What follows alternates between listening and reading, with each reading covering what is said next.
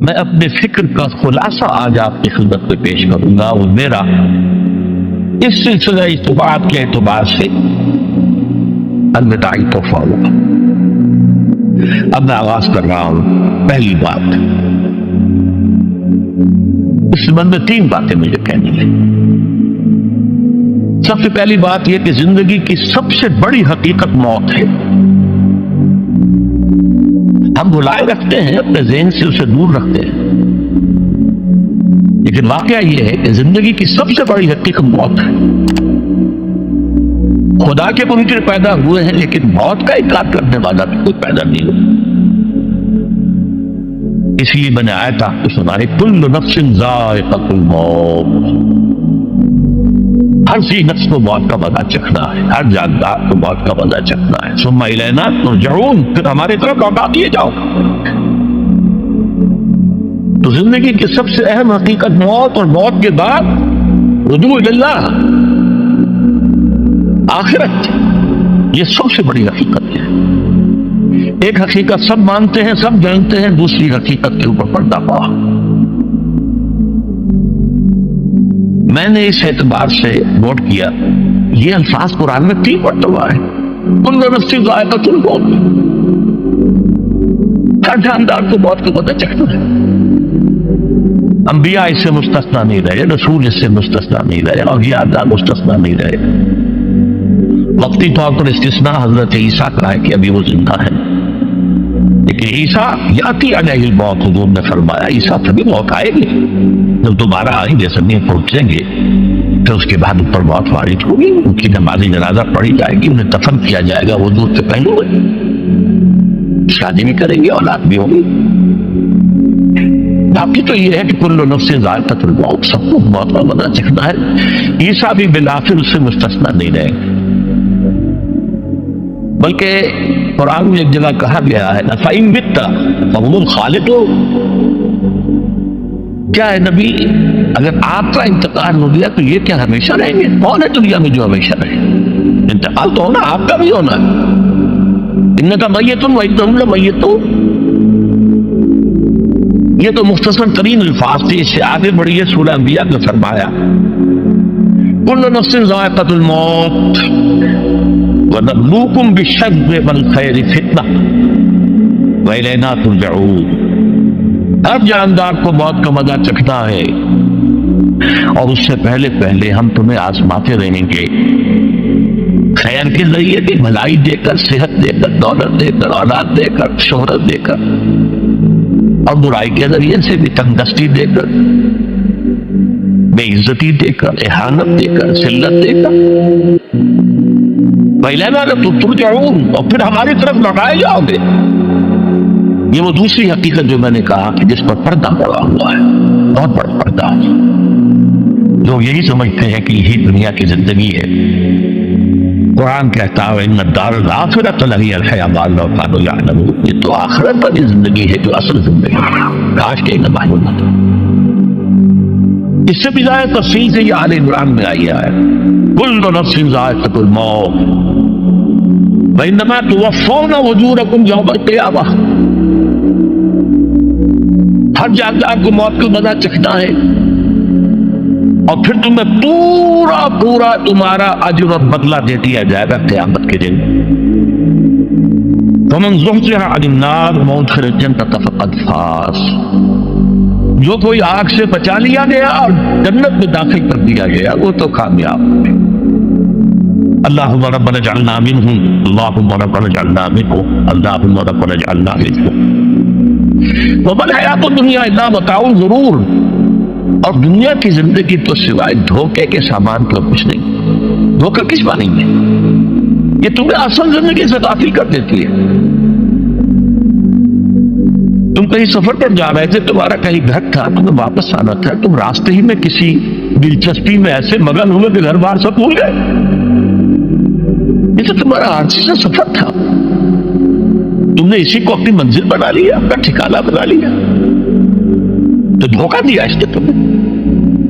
ویسے دنیا کی زندگی دھوکہ نہیں ہے، بڑی حقیقت ہے، اس لیے کہ حضور نے فرمایا انما الدنیا مزرعۃ الآخرہ، یہ دنیا آخرت کی کھیتی ہے، یہاں بوؤ گے تو وہاں کاٹو گے، یہاں کچھ کمائی کرو گے تو وہاں اس کا بدلہ ملے گا۔ اس اعتبار سے دنیا بہت بڑی حقیقت ہے، ایک ایک لمحہ بہت بڑی دن کی چیز ہے، لیکن اگر یہ دنیا تمہیں آخرت سے غافل کر دے تو اس سے بڑا دھوکے باز ہو کوئی۔ یہ اصل دجال ہے۔ میں نے تقریباً 60 برس کی عمر کو جب میں پہنچا تھا تو موت کا انتظار شروع کر دیا تھا۔ میرے قریبی احباب کو معلوم ہے، میں کہتا رہا، یہ بھی کہتا رہا کہ بھائی میں اپنے حصے کا کام کر چکا، جتنی صلاحیت اللہ نے دی تھی، جتنی بھی میرے اندر استعداد تھی، میں اس کو بھرپور طریقے پر استعمال کروں گا۔ دم واپسی برسر راہ ہے عزیز و اللہ ہی اللہ ہے، یہ میرا معاملہ رہا ہے 60 برس کی عمر سے۔ اس کے بعد اللہ نے مزید 14 برس دیے ہیں، یہ نافلۃ اللہ کے نتیجے میں کہتا ہوں، اس کا اللہ کا عقل خصوصی ہے، نفل ہے، ہمیشہ کہتا رہا۔ مصنون زندگی تو 61 برس ہے ہمارے حساب سے۔ علامہ اقبال کے بارے میں سنا ہے کہ رویا کرتے تھے کہ میری عمر حضور کی عمر سے زیادہ نہ ہو،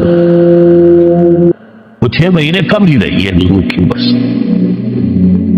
جو حضور کی عمر تھی وہی حضرت ابو بکر کی، وہی حضرت عمر کی، وہی حضرت علی کی، ہاں حضرت عثمان 82 برس کی عمر ہے ماشاءاللہ۔ تو یہاں پہ مجددین میں سے وہی عمر حضرت شیخ احمد سرندی کی، وہی شاہ ولی اللہ دہلوی کی، ہاں شیخ عبدالحق محدث دہلوی رحمۃ اللہ علیہ 82 برس کی عمر۔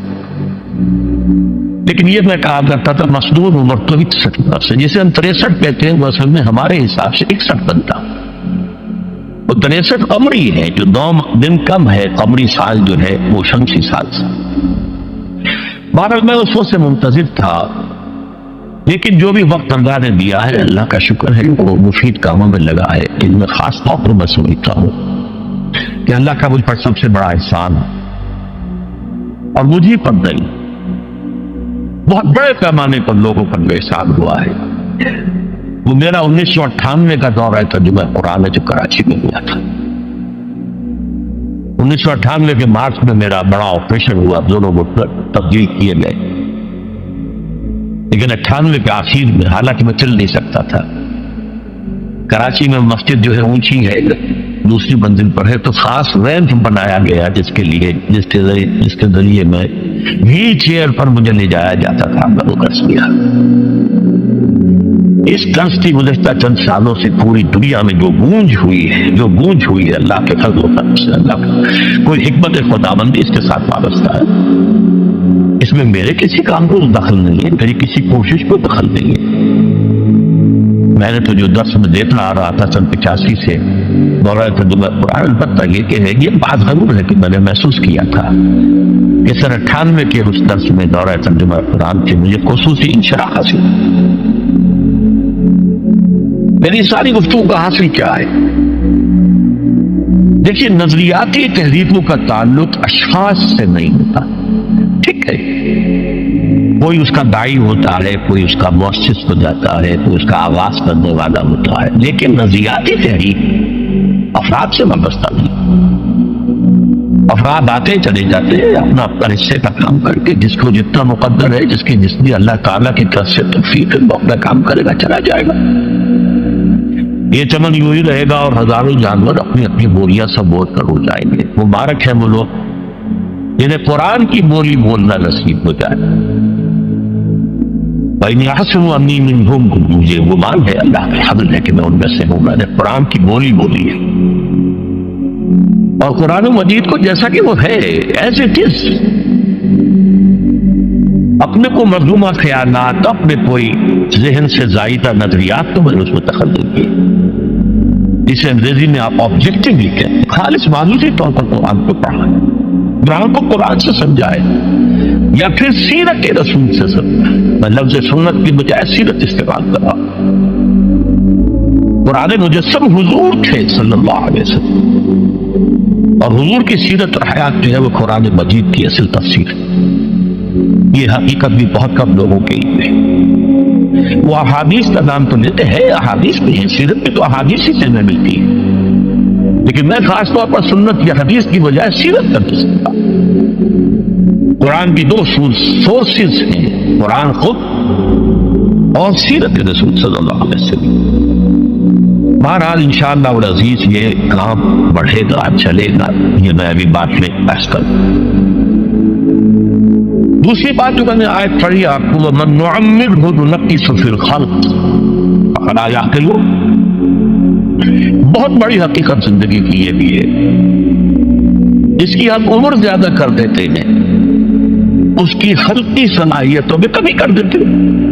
موٹی بات ہے، بڑھاپا آئے گا، ہمیشہ کی مانی ہوئی بات ہے۔ اگرچہ جوانی میں آدمی بڑھاپے کا تصور نہیں کرتا، لیکن بڑھاپا آنا ہے، یہ بھی ایک حقیقت ہے موت کی طرح۔ غالب نے کہا تھا مزمحل ہو گئے قوائے غالب، اب عناصر بڑے اعتدال کہاں۔ ایک صاحب نے مجھے شعر سنایا تھا، ابراہیم صاحب سے ٹونک کے رہنے کا، ذوق پیری پڑ گیا، جوش جوانی کھٹ گیا، اب عصا بنوائیے نخلے تمنا کاٹ کر، یہ تمنائے جو ہے طول العمل نے کاٹو، اب آپ کئی جوانی امنگوں والا کھڑ گیا، اور یہ جو تمناؤں کا پودا ہے اس میں سے لکڑی لے کر عصائے پیری بنوا لیجیے، اب بڑھاپے کے لیے ایک عصا نکالے۔ بڑا پیارا شعر ہے، ذوق پیری بڑھ گیا، جوش جوانی کٹ گیا، اب عصا بنوائیے نخل تمنا کاٹ۔ ابھی 2-3 دن ہوئے ہیں یہاں پر جو خانہ فرہنگ ایران ہے اس کے ڈائریکٹر آئے تھے، انہوں نے فارسی کا ایک شعر سنایا، بڑا پیارا شعر ہے، در جوانی گفت کہ شعر شعرست اگرچہ پیر بود۔ جوانی میں میں یہ کہا کرتا تھا کہ شعر تو شعر ہی ہوتا ہے، چاہے بوڑھا ہو جائے، بوڑھے ہونے سے اس میں کیا فرق ہو جائے، شعر شعرست اگرچہ پیر بود۔ کیوں میں پیری رسیدم، جب میں خود پیری اور بڑھاپے کو پہنچ گیا، دیدم تو مجھے یہ بات نظر آئی، پیر پیرست اگرچہ شعر بود، بوڑھا بوڑھا ہی ہوتا ہے چاہے وہ شعر ہی کیوں نہ ہو۔ تو یہ بڑھاپا جو ہے یہ زندگی کی دوسری بڑی حقیقت ہے۔ اس کا ایک اثر تو سب کو معلوم ہے، قوائے غالب جو میں نے کہا، بڑھاپے کا عام نتیجہ جسمانی ضعف، سب جانتے ہیں، لیکن مجھ پر اور کچھ اور لوگوں پر بھی خاص طور پر اس کا جو ایک اثر ہوتا ہے، یہ مجھ پر ہوا ہے، وہ یادداشت کی کمزوری، اور یہ میں کئی سال سے محسوس کر رہا ہوں، کئی سال سے محسوس۔ میری پرانی یادداشت بڑی مضبوط ہے، قوی ہے، اس میں کہیں کوئی کمی نہیں، لیکن ریسنٹ پاس کی چیزیں جو ہے، پچھلے 5-6 سال کے واقعات مجھے یاد نہیں رہتے، اشخاص سے ملنا ہوں اور دیکھ کے پہچان لیتا ہوں، کئی بار ملاقات ہوئی، نام یاد نہیں آتا، تاریخیں اور اشخاص کے نام کے اعتبار سے تو خاص طور پر کئی سال سے میری جو میموری ہے وہ امپیئرڈ ہے، اور میں محسوس کرتا رہا ہوں کچھ عرصے سے کہ این تقریر کے دوران محسوس ہوتا بلیک آؤٹ ہو گیا، اور مجھے سلسلہ کلام جوڑنے کے لیے سوچنا پڑا، بعض اوقات 1000 کروڑ مرتبہ بولے ہوئے الفاظ آئی، اب چاہے کتنا ہی ذوق لگا لوں وہ لفظ یاد نہیں آئے گا، ہاں تھوڑی دیر کے بعد سب بہت یاد آ جائے گا۔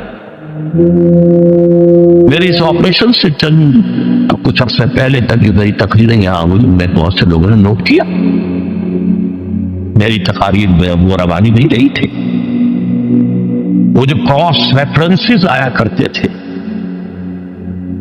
اس کی بنا پر ایک مولانا عبدالکریم پاریک صاحب تھے ناگپور کے، انڈیا کے، مولانا علی میاں کے، وہ خلفاء میں سے، انہوں نے تفسیر کی قرآن، وہ ایک مرتبہ لاہور آئے تھے، تو اسے بھی ملاقات ہوئی، میرا قص میں سنا، پھر یہاں وہ ایک دینی ادارے میں گئے، وہاں میرے خلاف باتیں ہو رہی تھی، تو انہوں نے کہا بھائی اس شخص کی کیا بات کرتے ہو، اس کے سامنے تو معلوم ہوتا ہے کہ قرآن کھلا ہوا ہے، جہاں سے چاہے لے لے،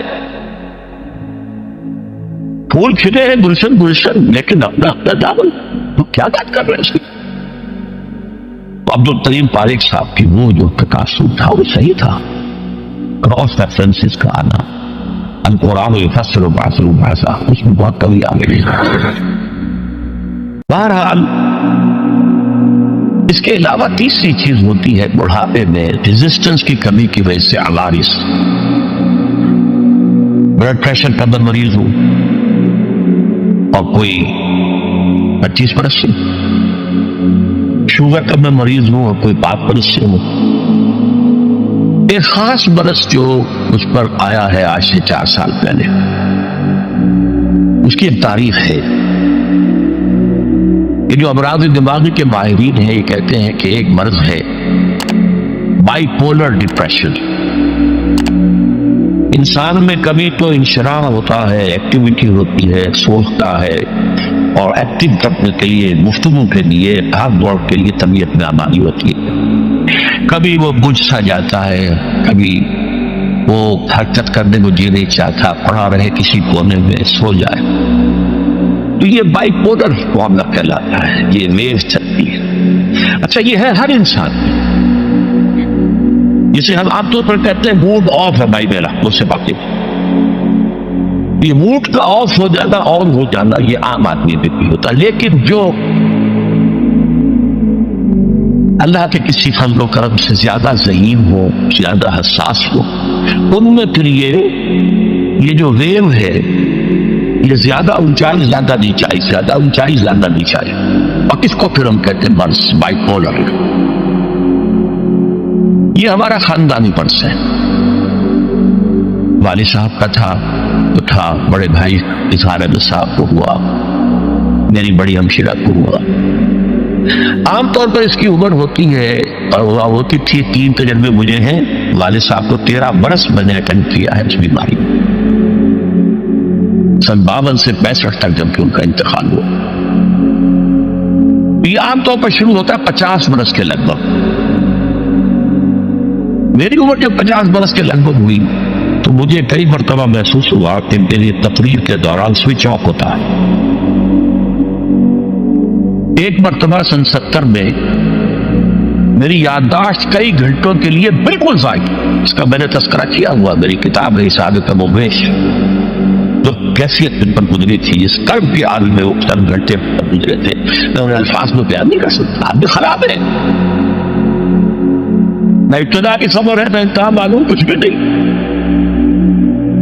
میں جب 50 برس کا ہوا اور یہ دو ایک مرتبہ مجھے جھٹکے لگے مسجد سبن آباد کے اندر، تو میں نے ڈاکٹر رشید چودھری صاحب سے، وہ میرے والد صاحب کے والد تھے، میں نے ان سے کہا کہ یہ ڈینجر زون میں داخل ہو گیا۔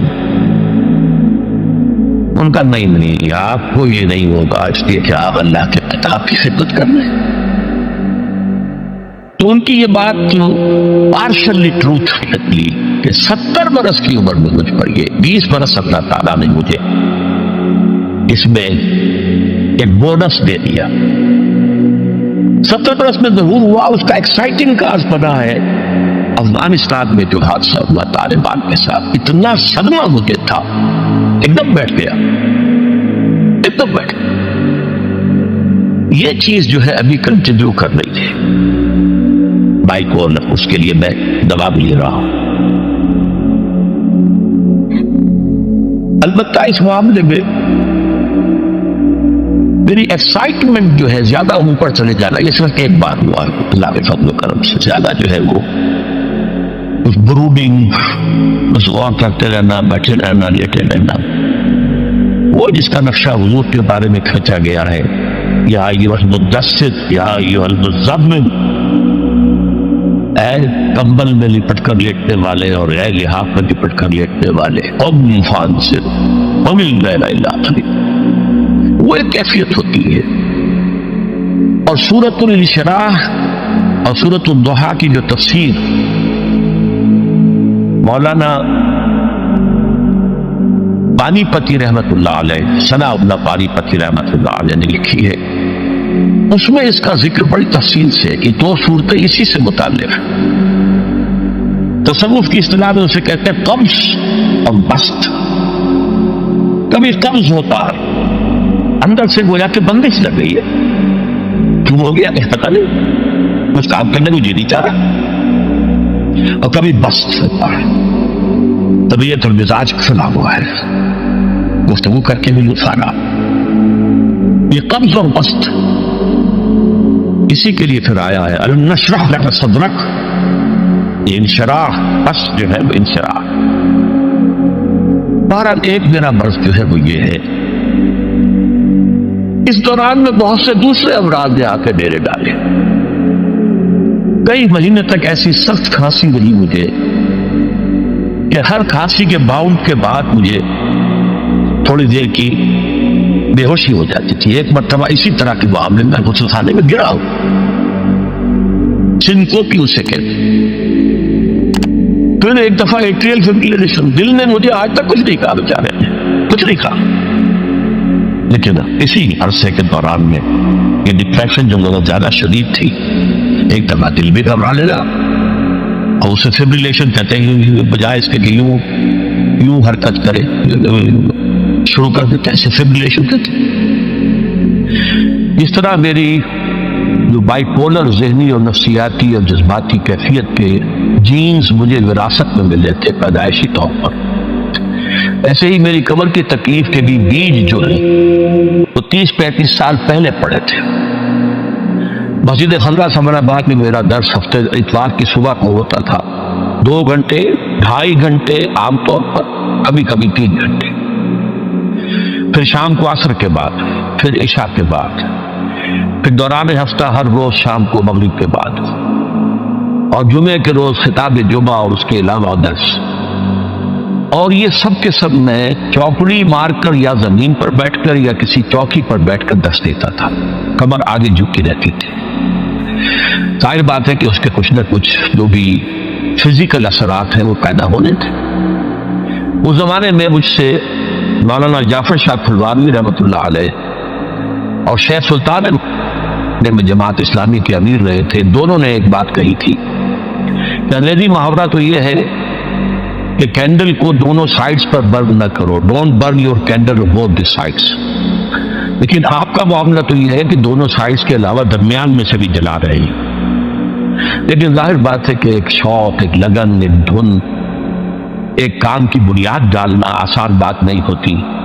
میں لگا رہا، ریڑھ کی ہڈی میں درد ہوتا تھا کمر میں، جسے لو بیک پین کہتے ہیں، کوئی دوائیاں کھا لی، کوئی پین کلرز کھا لیے، لیکن یہ کہ اس سے خاص طور پر جو کمر کا نچلا حصہ ہے، اس کے جو گہرے ہیں اور ان کے مابین جو انٹرورٹیبرل ڈسک ہوتی ہے، اسپیس ہوتی ہے، وہ نیرو ہوئی اور ڈسک جو ہے ڈیجنریٹ ہونا شروع ہوئی۔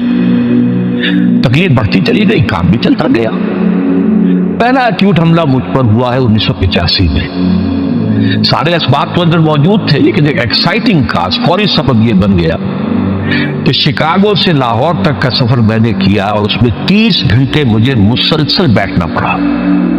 شکاگو سے لندن، لندن ہیتھرو ایئرپورٹ پر 6-7 گھنٹے انتظار، پھر وہاں سے اسلام آباد، اسلام آباد میں انتظار، لاہور کی فلائٹ۔ اس سے یہ ہے کہ اس قدر شدید تکلیف ہوئی کہ رکوع میں جانا مشکل، رکوع سے اٹھنا اس سے بھی زیادہ مشکل، جھکنا جو ہے، چلنا بہت مشکل۔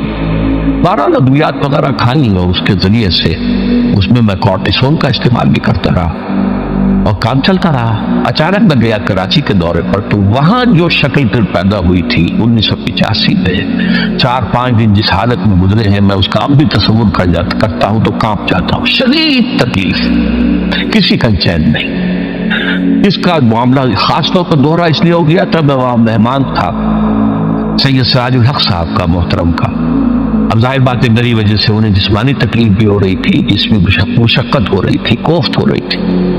بہرحال وہاں سے مجھے لاہور پھر لایا گیا ہے ایک اسٹریچر پر، یہ آئیے کہ 3 سیٹوں کے اوپر اسٹریچر لگا، اس پر میں آیا۔ یہاں آ کر کچھ انویسٹیگیشن کی، کچھ کورٹیسون انجیکشن لگے، تو اس طریقے سے وہ بات مجھ تک دب گئی۔ مشورہ کیا، ڈاکٹر بشیر صاحب جو سرجن ہوتے تھے، انہوں نے کہا آپریشن آپ نے کرنا ہے، اگرچہ معاملہ تو خراب ہے اور یہ 3 موروں کے درمیان جو ہے معاملہ وہ کافی تشویشناک ہے، آپریشن نہ کرائے، ادویات وغیرہ سے، کچھ ایکسرسائز سے کام چلائے۔ اس وقت تک ابھی MRI ایجاد نہیں ہوا تھا، CT اسکین ہوتا تھا، وہ کروایا تو معلوم ہوا کہ نمبر 4 اور 5 اور S1 یہ 3 موریں جو ہیں ان کے درمیان کی ڈسک جو ہے وہ تقریباً ڈیجنریٹ ہو چکی ہے۔ بہرحال اس کے بعد بھی اللہ کا فضل ہوا، کام چلتا رہا۔ سن 91 سے مجھے گھٹنوں کی درد کی تکلیف شروع ہوئی تو میں نے پین کلر زیادہ اسٹرانگ کھانے شروع کیے، اس سے یہ درد بھی دب گیا، معلوم ہوا ہے ہی نہیں، کمر میں کچھ ہے ہی نہیں۔ لیکن آج سے کوئی 3-4 سال پہلے میں نے جب آپریشن تو کرایا تھا تقریباً 7 سال پہلے 1998 میں، تو اس کے بعد سے میں نے وہ پین کلرز ختم کر دیے، اس لیے کہ گردے پر اور بیدے پر کا برا اثر ہو رہا تھا۔ لیکن یہ کہ اس کے بعد آج سے 3-4 سال پہلے مجھے تکلیف بڑھنی شروع ہوئی، کھڑے ہونا مشکل ہو گیا، چلنا مشکل ہو گیا، کھڑے ہو کے تقریر کرنا موقوف ہو گیا۔ عام طور پر اکثر چلنا ہوتا تھا تو ویل چیئر کے اوپر، یہ بات آنکھیں تک بڑھی نہیں۔ سن 5 کے آغاز میں تکلیف جو ہے یہ زیادہ بڑھی تو پھر MRI کرایا گیا، اس سے معلوم ہوا کہ اب 3 نہیں 4 مہرے انوالوڈ ہیں، L3 L4 L5 S1، اور صورتحال بہت تشویشناک ہے، آپریشن جو ہے وہ لازمی ہے۔ لیکن کچھ خوف تھا آپریشن کا، کچھ لوگ بھی ڈراتے تھے، ٹال بٹول سے میں کام دیتا رہا، وہی دوائیں وغیرہ، پھر کچھ جدید قسم کے ٹوٹکے بھی ٹرائی کیے، کچھ ہومیوپیتھی بھی ٹرائی کی، لیکن یہ کہ درد بڑھتا چلا گیا، مرض بڑھتا گیا جو دوا کی۔ اچانک یہ آج سے 4 مہینے پہلے حادثہ ہو گیا، بہت شدید درد کی کیفیت تھی اور 3-4 روز سے میرا مسجد میں آنا بھی موقوف تھا، اور میں وضو بھی نہیں کر سکتا تھا بلکہ تیمم ہی سے نماز بستر پر پڑھ رہا تھا۔ لیکن ہوائی ضروریات کے لیے گیا میں باتھ روم، وہاں میں کھڑا ہی تھا ابھی کہ میرا بایاں گھٹنا ایک دم بیٹھ گیا، بینڈ ہو گیا اور میں گر گیا پیچھے۔ اس کا مطلب کیا ہوا کہ یا تو کوئی جو ہے وہ پیرالائسس ہو گیا ہے یا کوئی اور اس قسم کا حادثہ ہو گیا ہے، تو اب یہ ایمرجنسی کی پوزیشن بن گئی اور جو آپریشن ہے وہ فوری طور پر لازمی ہو گیا۔ یہ آپریشن ہے میرا جو 19 نومبر کو سرجی میڈ ہاسپٹل میں ہوا اور ڈاکٹر عامر عزیز صاحب نے کیا۔